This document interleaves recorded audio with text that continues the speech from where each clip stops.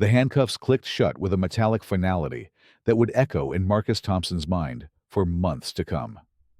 Steam rose from his morning coffee mug, still warm on the kitchen counter, as three uniformed officers forced his arms behind his back.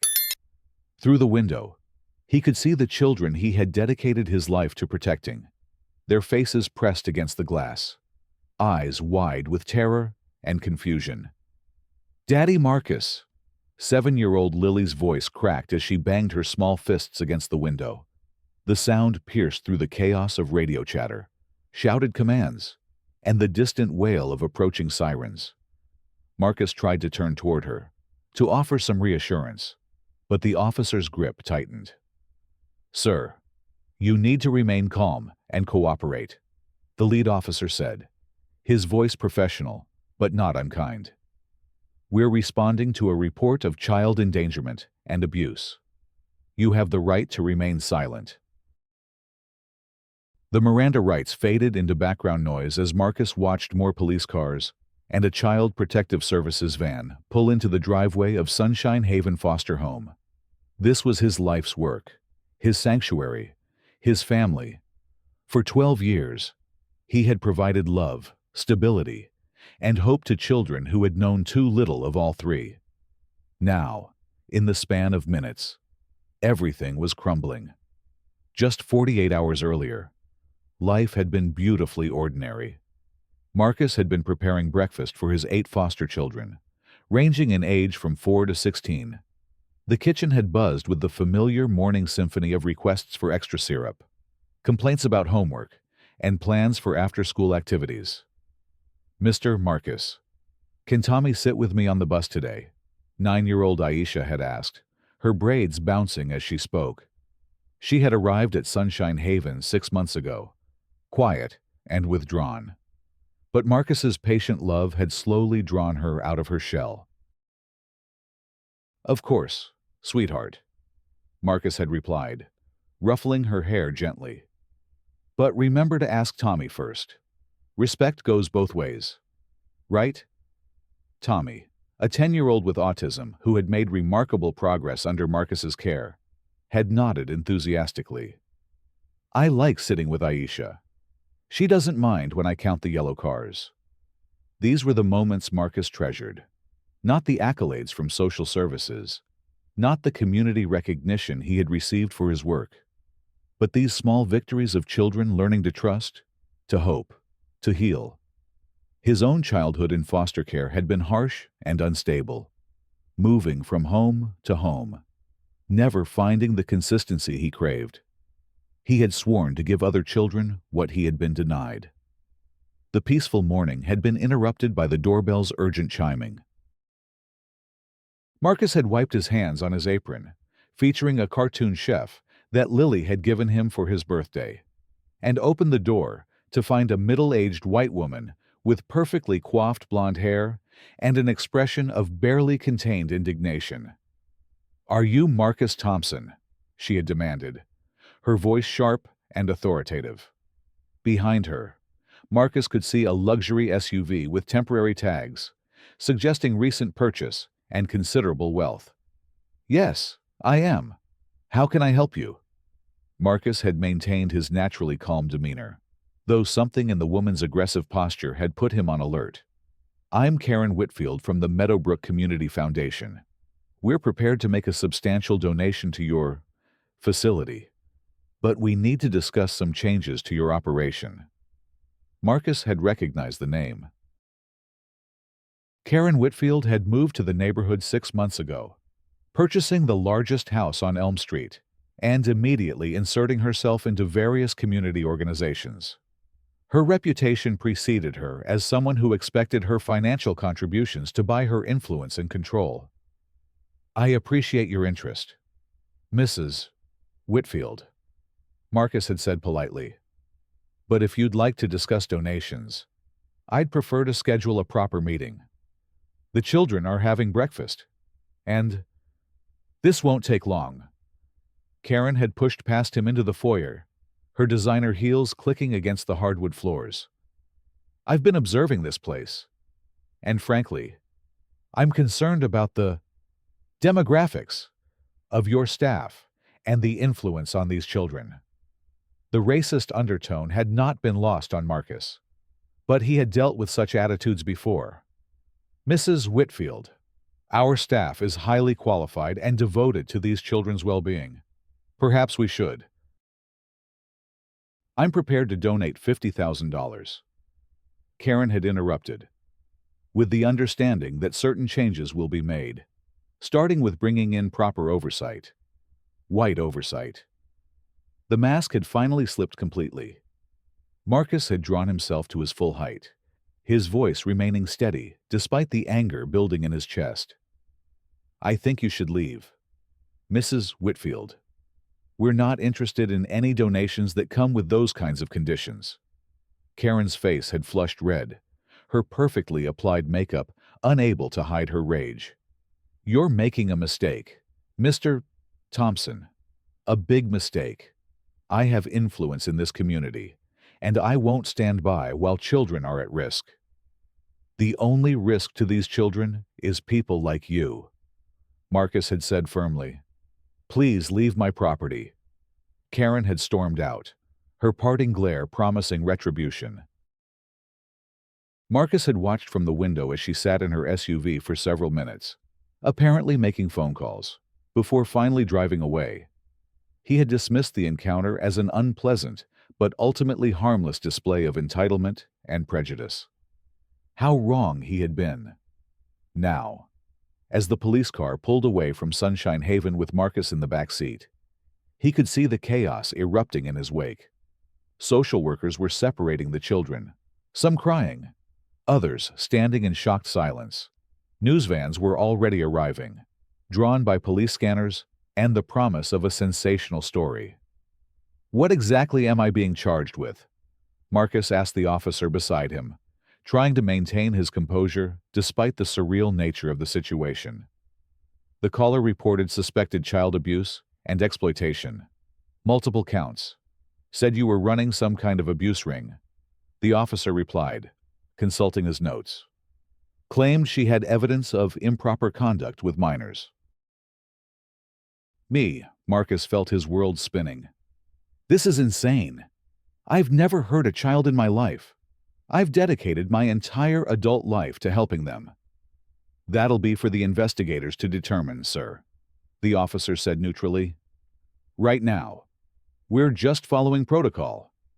Back at Sunshine Haven, chaos reigned.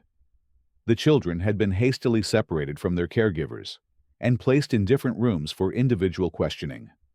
Lily, the youngest, was crying inconsolably as a stern-faced social worker tried to coax her to speak. Sweetheart, you need to tell me if anyone ever touched you in ways that made you uncomfortable, the worker said, her voice clinically professional. Did Mr. Marcus ever hurt you? No. Lily wailed, her small face streaked with tears. Daddy Marcus loves me. He reads me stories and makes my nightmares go away.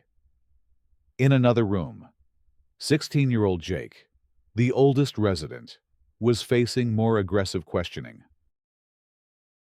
He had been with Marcus for 4 years, arriving as an angry 12-year-old with a history of behavioral problems and mistrust of authority. We know what goes on in these places, the investigator pressed. Foster parents taking advantage of vulnerable kids. You can tell us. We're here to help. Jake's jaw set stubbornly. You want to help? Then get Marcus back here. He's the only person who ever actually helped me. This is complete bullshit. Language, young man. We're trying to protect you. Protect me from what? From someone who taught me I wasn't worthless. From the guy who stayed up all night with me when I had panic attacks. From the man who helped me get my grades up and apply to college. Jake's voice rose with each word. You people don't know anything. Meanwhile, outside Sunshine Haven, Karen Whitfield stood across the street with a group of neighbors, playing the role of concerned citizen to perfection. She wore a somber expression, shaking her head sadly as she spoke to anyone who would listen. "I had my suspicions for months," she said, her voice carrying just the right note of reluctant disclosure. The way he controlled those children, never letting them socialize normally with the community. I tried to reach out, to offer help, but he was so defensive, so secretive. Mrs. Chen, an elderly neighbor who had lived on the street for 30 years, frowned. "That doesn't sound like Marcus. Those children always seem so happy. They play in the yard, go to school normally." "That's how these predators operate," Karen said with practiced authority. "They create a facade of normalcy, while horrible things happen behind closed doors. Thank goodness I had the courage to call authorities." As the hours passed, the investigation took on a life of its own. News reporters arrived in increasing numbers, each seeking a more sensational angle. The story transformed from foster father arrested to child abuse ring exposed to house of horrors discovered. Social media exploded with speculation, outrage, and calls for justice. Inside the police station, Marcus sat in an interview room, his hands folded on the metal table as he faced two detectives. He had requested a lawyer, but, until one arrived, he was trying to cooperate within reason, hoping to clear up what he still believed must be some terrible misunderstanding. The caller was very specific about her concerns, Detective Rodriguez said, reviewing a file. She provided detailed allegations about inappropriate behavior, claims that you were grooming these children for exploitation. "Detective, I've been a licensed foster parent for 12 years, Marcus replied, his voice steady despite his exhaustion. "I've had regular inspections, background checks, reviews. My record is spotless. These accusations are not only false, they're impossible."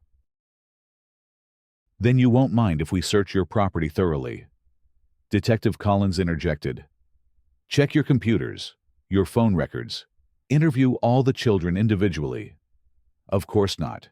Search everything. Interview anyone. You'll find nothing because there's nothing to find." Marcus met their gazes directly. "But I am concerned about what this is doing to those children. They've been through trauma before coming to me. This kind of disruption, this fear and confusion, it's exactly the kind of instability that can cause lasting psychological damage." His words proved prophetic. By nightfall, several of the children were exhibiting signs of severe distress. Tommy had retreated into complete silence, rocking back and forth in a corner. Aisha had resumed the bedwetting that had stopped months ago. 12-year-old David, who had made remarkable progress overcoming his fear of authority figures, was now cowering whenever adults approached. The overnight questioning session was particularly traumatic.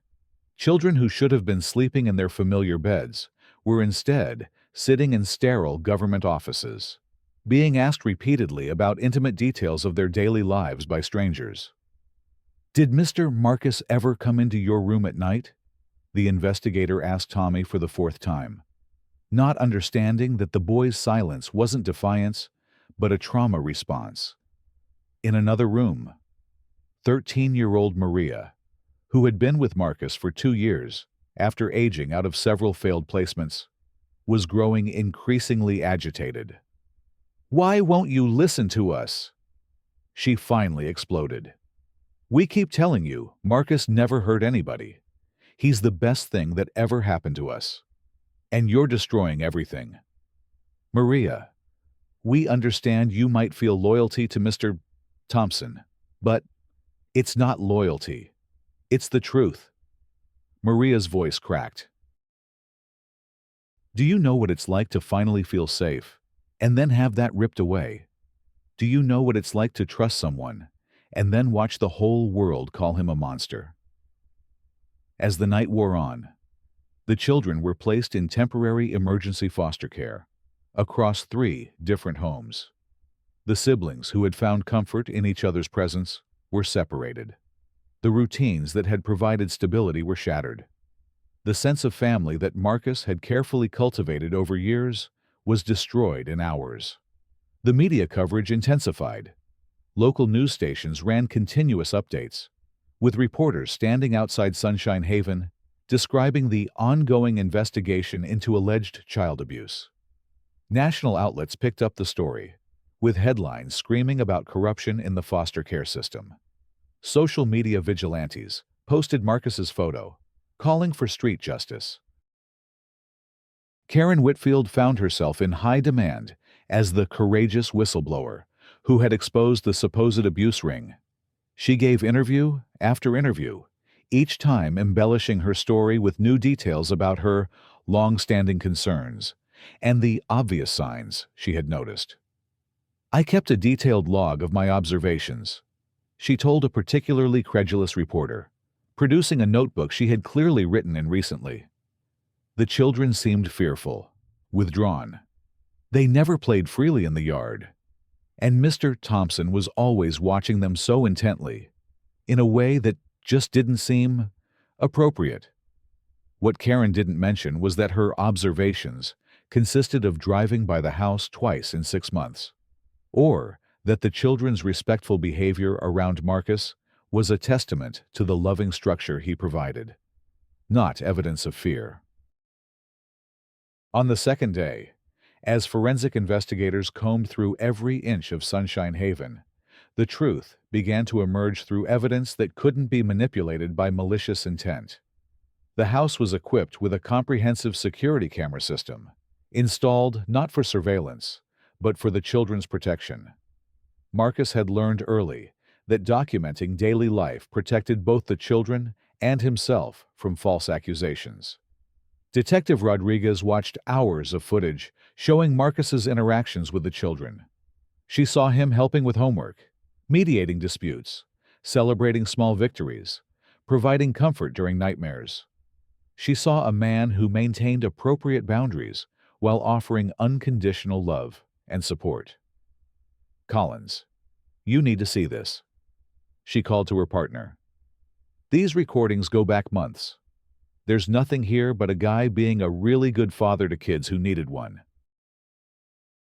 Meanwhile, the forensic examination of computers and phones revealed nothing suspicious. Marcus's internet history showed searches for educational resources, child psychology articles, and college application information. His communications were entirely appropriate, focused on the children's needs and development. More telling were the testimonials that began pouring in from the community. Teachers described Marcus as engaged and supportive, always available for school conferences and events. Pediatricians praised his attention to the children's medical needs. Former foster children who had aged out of his care returned to testify about the positive impact he had on their lives. Dr. Sarah Williams, a child psychologist who had worked with several of Marcus's foster children, requested an emergency meeting with investigators. "I've been treating these children for various trauma-related issues," she explained, her voice tight with professional concern. Marcus Thompson is not just innocent of these charges. He's been instrumental in their healing process. What you're doing to them now is causing more psychological damage than their original traumatic experiences. "We're following protocol, Doctor." Detective Collins replied defensively. "Your protocol is traumatizing children who have already been through hell." "Doctor," Williams shot back, "Tommy hasn't spoken in 36 hours. Lily has been hospitalized for severe anxiety." Maria attempted to run away from her temporary placement to get back to Marcus. These are not the behaviors of children who have been abused by their caregiver. These are the behaviors of children whose safe haven has been destroyed by adults who should know better. As the evidence mounted in Marcus's favor, investigators began looking more closely at Karen Whitfield's allegations. They discovered glaring inconsistencies in her story, details that made no sense, and a timeline that didn't match the documented facts. When confronted with these discrepancies, Karen's carefully constructed narrative began to crumble. Under pressure, she admitted that she had never witnessed any actual abuse, that her concerns were based on feelings and intuition, rather than observed facts. "I was trying to protect those children," she insisted, even as her story fell apart. Something just felt wrong about the whole situation. "Mrs. Whitfield, did your concerns have anything to do with Mr. Thompson's refusal to accept your donation?" Detective Rodriguez asked pointedly. Karen's silence was answer enough. The real motive emerged through interviews with neighbors who had overheard Karen's phone conversations after her confrontation with Marcus. She had been heard making statements about teaching that man a lesson and showing him who has real power in this community. Mrs. Chen, the elderly neighbor, finally came forward with the truth. She was furious after that meeting, she told investigators. She kept saying he had embarrassed her, that he would regret crossing her. She said she knew how to handle people like him. The racist undertones of Karen's motivation became impossible to ignore. Her targeting of Marcus wasn't about child welfare. It was about a white woman's rage at being rejected by a black man who refused to be intimidated or controlled. On the fourth day, Marcus was released from custody. The charges were officially dropped, but the damage was already catastrophic. The children, scattered across multiple temporary placements, were showing severe signs of trauma. Several had been hospitalized for stress-related conditions. The carefully constructed family unit that had taken years to build was in ruins. When Marcus arrived back at Sunshine Haven, he found his house in shambles. The forensic investigation had left every room searched, every personal item examined. But worse than the physical disruption was the emotional devastation. The home that had once echoed with laughter and love now felt hollow and violated. The first child to return was Jake, the teenager who had aged out of multiple failed placements before finding stability with Marcus. He had been living in a group home for the past 4 days, and his anger was palpable. "They destroyed everything," he said, looking around the disrupted living room. "All because some racist woman couldn't handle being told no." Marcus pulled Jake into a hug, feeling the teenager's shoulders shake with suppressed emotion. "We'll rebuild, son. We always do." But rebuilding proved more challenging than Marcus had anticipated.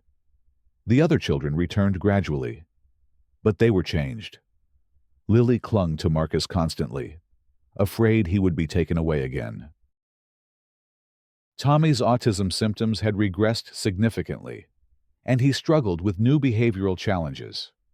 Aisha, who had been making progress with her reading, suddenly refused to engage with schoolwork. The community response was mixed. Many neighbors and supporters rallied around Marcus, organizing fundraisers to repair the damage and cover legal expenses. But others remained suspicious, whispering that, where there's smoke, there's fire. The stigma of the false accusations lingered, creating an atmosphere of doubt and judgment. Dr. Williams worked tirelessly with the children, helping them process their trauma. "What happened to you wasn't your fault," she told them in group therapy sessions. "And Marcus isn't going anywhere. He's fighting every day to help you heal from this." The legal consequences for Karen began to mount. The district attorney's office, embarrassed by the spectacle and facing public pressure, launched an investigation into her false reporting. Child Protective Services filed a formal complaint about the misuse of emergency protocols. Most significantly, Marcus and the organization that licensed Sunshine Haven filed a comprehensive lawsuit against Karen for defamation, intentional infliction of emotional distress, and damages. The lawsuit revealed the full extent of Karen's calculated malice. Discovery proceedings uncovered her internet search history in the days following her confrontation with Marcus. She had researched how to report foster parent abuse, mandatory reporting laws, and Child Protective Services procedures. Her actions weren't impulsive. They were premeditated and deliberate. During her deposition, Karen's true character emerged fully. Faced with documented evidence of her lies, she attempted to justify her actions by claiming she was protecting the community and ensuring that foster care remained appropriate and properly supervised. You destroyed the lives of 8 innocent children because a black man wouldn't accept your racist conditions for a donation. Marcus's attorney stated bluntly during the deposition, "I resent that characterization," Karen replied, but her indignation rang hollow in light of the evidence. "Then explain to me why you felt qualified to make these serious accusations without a single piece of evidence to support them," the attorney pressed. Karen's answer revealed her fundamental sense of entitlement. "I didn't need evidence. I could see what was happening.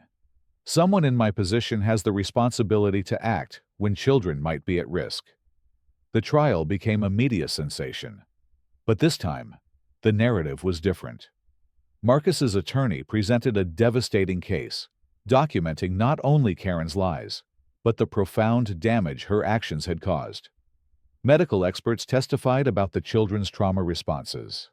Educators described their academic regression. Child psychologists explained the long-term implications of the trust violation. Most powerful were the children themselves. Jake, now 17 and more articulate than ever about injustice, took the stand to describe what Marcus meant to their family. "Before Marcus, I didn't believe adults could be trusted," he testified, his voice clear and strong. "I'd been in 7 different placements, and nobody really cared about me as a person. Marcus taught me that I had value, that I could succeed, that somebody would be there for me no matter what." When this woman made her false accusations, she didn't just attack Marcus. She attacked our family, our sense of safety, our ability to trust that good people exist in the world. Even some of the younger children testified, with appropriate psychological support and court accommodations.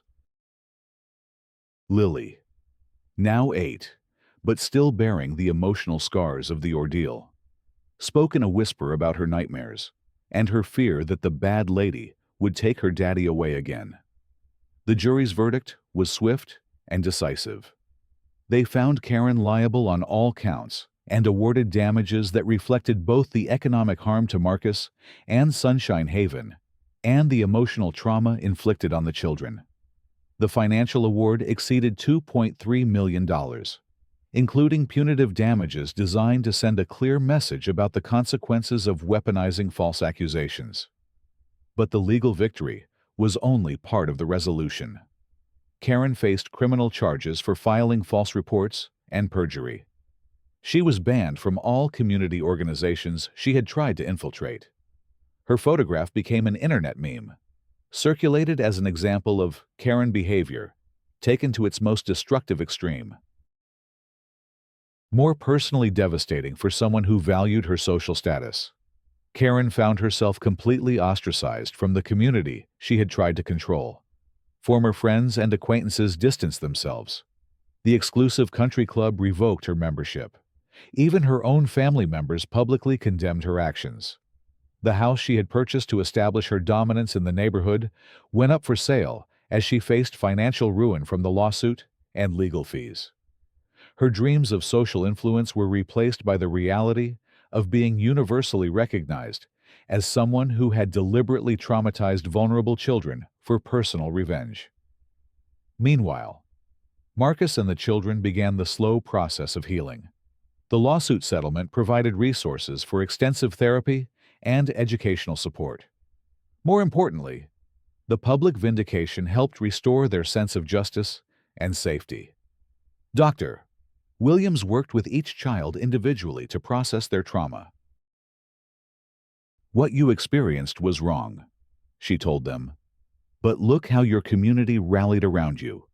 Look how the truth came out. Look how love won in the end." The broader community response was overwhelmingly supportive.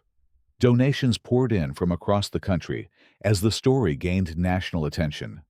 Marcus received thousands of messages from other foster parents, former foster children, and supporters who understood the vital importance of his work. A particularly meaningful letter came from Dr. James Patterson. a successful pediatric surgeon who had been one of Marcus's first foster children 12 years earlier. "Marcus," he wrote, "when I heard what happened, I wanted you to know that what you gave me can never be taken away by someone's lies. You taught me that I was worth saving, worth loving, worth believing in. That foundation has carried me through medical school, through my residency, through every challenge I've faced. The woman who tried to destroy you failed because the love you've shown all of us is stronger than hate." 6 months after the ordeal began, Sunshine Haven held its annual Community Appreciation Barbecue.